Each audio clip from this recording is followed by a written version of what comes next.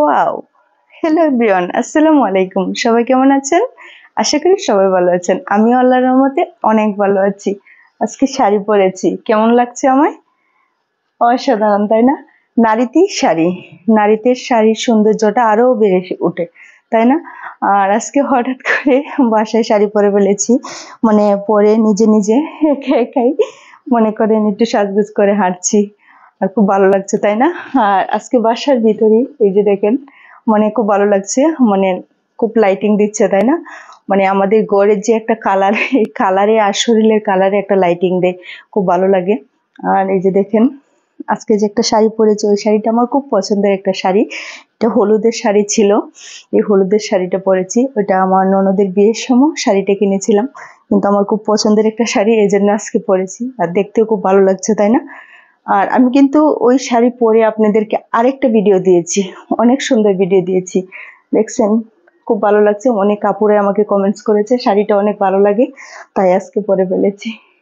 আর আমি কিন্তু বার্থডে শাড়ি পরতে পারি না, তারপরে একা একা কিভাবে গুছিয়ে গুছিয়ে মানে কাজটা সেরেই ফেললাম। দেখতেই পাচ্ছেন, হাতে চুড়ি পরেছি আজ একটু ভিন্ন রূপে, তাই না? আর আজকে একটু আমাকে অন্যরকম লাগছে, মাথায় ফিজাব পরেছি, দেখতে অনেক ভালো লাগছে, তাই না? আর খুব ভালোই লাগতেছে, আমারও আজকে খুব ভালো লাগতেছে। হঠাৎ করে ঘুম থেকে উঠেই মন চাইলো একটা শাড়ি পরি, মানে একটু ভালো লাগবে শাড়ি পরতে, এজন্য শাড়ি পরে ফেললাম। পরে একটু আপনাদেরকে বিনোদন দিচ্ছি।